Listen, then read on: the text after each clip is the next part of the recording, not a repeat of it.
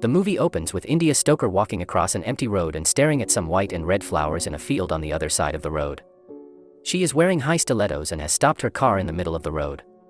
A police car is also parked behind her car, but the policeman is not present on the scene. India is a unique girl with heightened senses. According to her, she can see things farther than most people, and she can also clearly hear things that are very far away. This has made her more observant and mindful than anyone else she knows. She is a teenager on the cusp of adulthood, which means she is constantly discovering new things about herself. The scene now cuts to India running around in her backyard.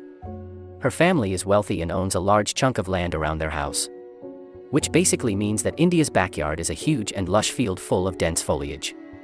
She feels something on her foot, so she sits down. She takes off her children's saddle shoes and begins to inspect what is wrong. India discovers a bulging blister on her big toe and begins to pop it by using a pine needle she finds nearby in the grass. She doesn't even flinch and easily squeezes out all the pus from inside the blister. There are big round boulders in her garden, and she is looking around trying to find a hidden present from her father. Finally, she climbs a tree and finds her birthday present on one of the branches. Inside their classy living room, preparations were underway for India's 18th birthday. A beautiful cake with 18 candles on top is being covered by a maid as a woman is running. It looks like the family has received a phone call about an accident, and India's birthday celebration is being put on hold. India's mother, Evelyn Stoker, is trying to control her sobs while wearing complete funeral attire. India is also sitting beside her. Although she is not crying, she appears to be sulking and looking pensively at her father's coffin as the priest is giving a eulogy. We now learn that India's father, Richard Stoker, has passed away in a car accident on the day of India's 18th birthday. It was a shocking tragedy for a family that was the epitome of perfection and high standards. In the distance, India sees the mysterious silhouette of a man who is standing and silently observing the funeral proceedings. No one else seems to notice this man. Once back home from the funeral, India is sitting at the stool and practicing her piano playing. Evelyn asks India to go in the kitchen and help the maid with the food because the funeral guests will be arriving soon. Evelyn is aware of India's stubbornness towards her, and she asks India to not behave like this on their father's funeral day. In the kitchen, the maids are whispering about Richard's accident and sharing all the gory details. However, India can hear them clearly and she starts to get tense. As both the maids are chattering, the senior maid known as Mrs. McGarrick shows up. Both the maids stop their whispering and disperse. While this was happening, guests had arrived in the house to pay their respect for Richard Stoker. Out of all the people, one man's voice is most prominent to India. She doesn't know why, but she follows his voice. When India finally sees him, it's the same man who was watching the funeral from a distance. Evelyn is talking to the man very pragmatically, as she always does. As soon as Evelyn sees India, she invites her over and introduces the man as Uncle Charlie. Up until this point, India was completely unaware that she even had an uncle. India doesn't move. She stands there with her arms crossed and pensively stares at Charlie. Evelyn is embarrassed at her daughter's untoward behavior that is a direct contrast to her own eternal graciousness. Since India has a heightened sense of hearing, she hears from a distance that her mother didn't know about Charlie's existence either. Evelyn tells Charlie that Richard told her Charlie had passed away. India's gut feeling about Charlie is not good, and she is curious for answers. Finally, India and Charlie have a face-to-face interaction on the staircase. Charlie claims that he is sorry for Richard's death. India retorts by telling Charlie that it's his loss too. India is clever, but he is not smitten. He asks India's permission to stay at the house for a while. The next day, India is frolicking about in the garden when she sees Richard and Mrs. McGarrick arguing in the kitchen. Mrs. McGarrick is telling Richard that she did everything he asked for. She tells him that she has helped for a long time and now she is tired of him. The plot thickens and India is even more curious now. What is the secret pact between Richard and Mrs. McGarrick? Evelyn wakes up later in the afternoon looking crusty and dirty. She puts on a robe and comes downstairs looking for Mrs. McGarrick, but she is nowhere to be seen. Evelyn and India have an unpleasant conversation. Evelyn suggests that they go out with Charlie and have a fun day, which makes India even more upset because Evelyn doesn't seem sad about Richard's death. Upon India's refusal, Evelyn and Charlie go out alone in Richard's convertible. India notices that her mother is being overly friendly with Charlie right off the bat. At dinner, Charlie has prepared a decadent meal with rare red meat, along with fancy accoutrements just like an expensive restaurant. He claims he learned to cook like this in France from a Michelin star chef. The dinner is awkward and full of tension between India and Evelyn. India finally asks her mother why she never told her about Charlie. Evelyn retorts by saying she barely knew about him herself. She says Charlie has been traveling all around Europe his entire life. Evelyn gets upset and leaves the dining room with her glass of wine. When she leaves, there is silence between India and her uncle. India is looking at the bottle of wine and reading the label with curiosity. Since she is 18 now, she can have alcohol, but she has never had it up until now. Charlie gives her the green signal and passes his glass over to her. India takes her very first sips of the intoxicant from Richard. This symbolizes how their relationship will develop over the coming months. Every day, Charlie starts to show up at India's school to pick her up in Richard's convertible. India refuses the offer every day and chooses to either take the bus or walk home. Charlie wants to be friends, but India is doing her best to thwart all his advances. One day, Auntie Jin decides to visit uninvited. Evelyn is surprised and also annoyed because she never got along with Auntie Jin. They think Auntie Jin is visiting casually, but she has been informed about Charlie's presence in the Stoker house, and she is there to share some information with Evelyn. They make small talk over dinner, but once Charlie leaves the room, Auntie Jin tries to have a private talk with Evelyn about Charlie living in the house with her. Evelyn becomes instantly defensive and thinks she is being accused of having an affair. Charlie comes back into the room and it becomes impossible for Auntie Jin to share the information she wanted to. When Evelyn tells Auntie Jin that Charlie has taken time away from Europe to be at the Stoker house, Auntie Jin is extremely shocked because she knows it is a lie. They don't invite her to spend the night and call a taxi to take Auntie Jin to a nearby hotel. Auntie Jin is scared because she knows that Charlie is aware of her intentions.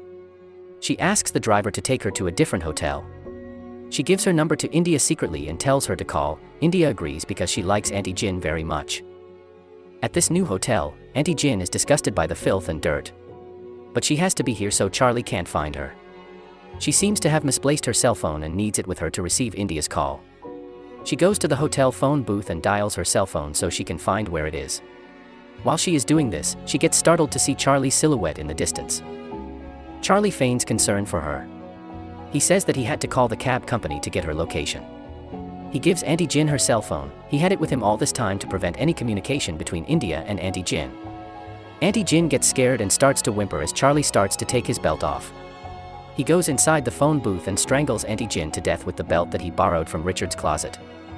While Charlie is out on his murderous rendezvous, India goes down to the basement to get some ice cream. She gets scared to find Mrs. McGarrick's frozen dead body in the freezer.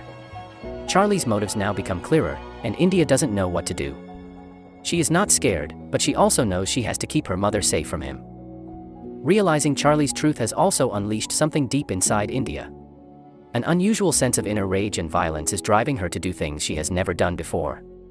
While in the past she has always ignored her bullies at school, this time she stabs a bully with her pencil and draws blood out of his hand as he is about to punch her. The bully gets scared, and before the situation escalates, a fellow student named Whip Taylor dismisses the bullies and they all go away. He tries to talk to India and get friendly with her, but she also leaves. At home, India is sharpening the bloodied pencil. After creating a fresh and pointy new tip, she holds the pencil in the stabbing motion again and relishes the moment when she stabbed the bully. When she opens her pencil case, she imagines that she is opening the freezer again and seeing Mrs. McGarrick's dead body again. But this time, she is not fearful of Mrs. McGarrick's dead body. Instead, she is curious and somewhat amused, like a moth drawn to a light. It is evident that Charlie's inner sinister traits run deep in the Stoker family blood, and Charlie knows that these traits are buried deep inside India as well. He wants to bring them out. One evening, India wakes up from a nap and goes downstairs to hear romantic music playing in the dining room. She stands behind the door frame to observe what is happening. Charlie sees her and she gets frightened, but Charlie does nothing. Soon, they start dancing together. Charlie places his hands on Evelyn's back and she appears to be incredibly happy during this close encounter. Soon enough, they start to kiss passionately. India is now not in the house. She is in the garden and she is looking in from the window where there is a gap in the curtains. Charlie can see India watching them, so he puts on an even more of a show to awaken lustful desires in India. He starts to touch Evelyn's breasts and begins to undo her robe. India is extremely shocked and startled. From the gap in the curtains, Charlie sees her taking off her sweater and running away from home. All of Charlie's moves are working. He has fully revealed his evil motives to India, and India is not fully scared of him. Instead, India is discovering that deep down, she might share the same motives and desires as Charlie. India shows up to the diner where all of her school friends hang out at night. She spots Whip Taylor about to leave on his bike, and stops him to have a conversation. Instead of going inside the diner, India takes Whip to an abandoned playground in the nearby woods. As they are talking, India starts to run deeper into the woods and Whip starts to run behind her while laughing. Eventually, they begin to kiss and Whip thinks he is finally getting the chance to take India's virginity. India loses track of her senses and in a frenzy of sexual desire, she bites Whip's lower lip and draws blood. Whip is shocked but also aroused. He thinks India is a crazy girl and he is going to have wild sex with her in the woods. However, India is now resenting him and pushing him away. She comes back to her senses and tells him she wants to go back home. However, Whip is not ready to let her go. He starts forcing himself onto her and India punches him in the face to defend herself. Before she can walk away, Whip punches India in the gut and she falls to the ground. She screams as he begins to take his pants off. Whip doesn't see that Charlie is approaching from behind him to rescue India. Before Whip can take off his underwear, Charlie restricts him from the back with a belt and throws him to the ground. Charlie immobilizes Whip by tying his legs with the same belt from Richard's closet that he used to strangle Auntie Jin. India begins to kick Whip mercilessly as Charlie watches with pride. The scene now cuts to India and Charlie peacefully driving home. Once they are home, India goes into her bathroom and starts to take off all of her muddy clothes. She gets naked and starts to take a hot shower. In the shower, she begins to touch herself for the very first time in her life. As she touches herself, she begins to recall what actually happened in the woods. We now see that as Whip pushed India to the ground and got on top of her, Uncle Charlie put Richard's belt around his neck and pulled it back with force till Whip's neck cracked and he died on top of India. She thinks back to how she was relishing the moments when Whip was being strangled by the belt, and she continues to pleasure herself with her hand. While doing this, she is sobbing, as she is overcome with a myriad of emotions and feelings. This is a time of immense change in India's life. She is stepping out of her childlike innocence and stepping into the malevolent desires that were hidden deep inside her. Those hidden desires have now fully manifested themselves and they are now wreaking havoc on India. Finally, thinking about the moment when Whip's neck snaps and he dies, India climaxes in the shower as a sense of relief and euphoria take over her body. We now see that Charlie brought Whip's body home and buried it underneath the giant boulders in the garden. While Charlie is busy digging a hole for Whip's body, India comes to the realization that the boulders are there for a reason. She dials Auntie Jin's number and her suspicions are confirmed when she hears Auntie Jin's ringtone from underneath the ground. She now knows that Charlie not only murdered Mrs. McGarrick and Whip, he also murdered Auntie Jin. This is when Charlie confesses everything to India. Charlie tells her that when he was a young boy, he murdered his younger brother Jonathan by burying him in a deep well of sand in their backyard. After that, Charlie was sent to a juvenile asylum for 20 years. All the letters he wrote to India from different locations in the world were actually all written from the asylum. Somehow, Charlie knew that India was just like him. On India's 18th birthday, Charlie had completed his 20 years in the asylum. Richard had gone there to bring Charlie home and introduce him to Evelyn and India on India's birthday party. We now understand that on India's 18th birthday, Richard didn't die of a car accident, instead he was murdered by Charlie and Charlie came home to take his place in the family. He wanted India all to himself as he had written letters to her his entire life. One night during a vulnerable moment, Evelyn finally lets all her pent-up emotions out and lashes out at India. She shares all of her life's deepest regrets and sorrows, and claims that she doesn't even know India that well. Evelyn is now sensing that there is something sinister about Charlie, and that India also has similar qualities, hence their closeness. After this exchange with India, Evelyn invites Charlie up to her room to have a discussion. Before going up, Charlie tells India to pack a bag and be prepared to leave shortly. India doesn't fully know what is about to happen, so she just sits there and waits. Evelyn thinks that Charlie is about to take India's life. She says she won't allow this to happen. Evelyn tells him that she has figured everything out. She knows that Charlie killed Richard and Auntie Jin. Charlie begins to menacingly walk around her. She is scared, but she tells him to kill her and leave India alone. Evelyn thinks that Charlie wants to kill India, but she doesn't fully know what moments India and Charlie have shared together. Evelyn is confused when Charlie starts talking about India and himself living alone in the house together. She thought Charlie was attracted to her, but she now starts to understand that it is the other way around, and that Charlie is actually attracted to India. Charlie wants Evelyn to let her guard down, so he begins to kiss her. He throws her on the bed and begins to kiss her in order to subdue her. Meanwhile, India is packing the bags. While they are kissing, he flips her and throws her on the ground. With a menacing look on his face, he yells at India to come look at what he is doing. He takes off his belt and begins to strangle Evelyn just like he did to Whip Taylor in the woods. Evelyn's face is turning red as she gags and struggles to breathe. India moves closer to the room as Charlie keeps calling her. But, instead of carrying the bags, she is carrying her hunting gun. India takes out her gun and in a brief moment, she takes a perfect aim right on Charlie's forehead. The bullet passes through his head and penetrates the glass window. Warm blood is splattered on the walls as Evelyn is still writhing on the floor. She sits up and sees Charlie taking his last breaths on the floor. India leans in closer to feel the pulse on his neck. As she sits back up, half of her face is covered in Charlie's blood. Evelyn is in a state of shock and has no words in her mouth. The next morning, Charlie's body has been dragged out of the house and buried underneath the boulders where other bodies were hidden.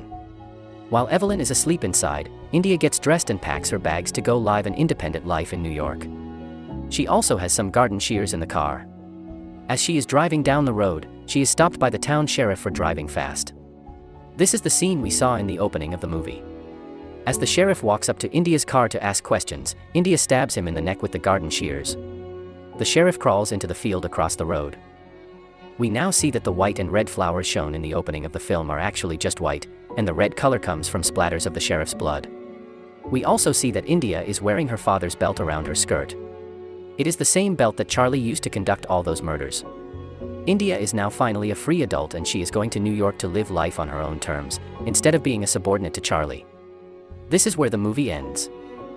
To watch more awesome and thought-provoking movie recaps, please subscribe to Film Guy Recaps. Don't forget to like this video and tell us in the comments which movie you want to see next. Goodbye for now.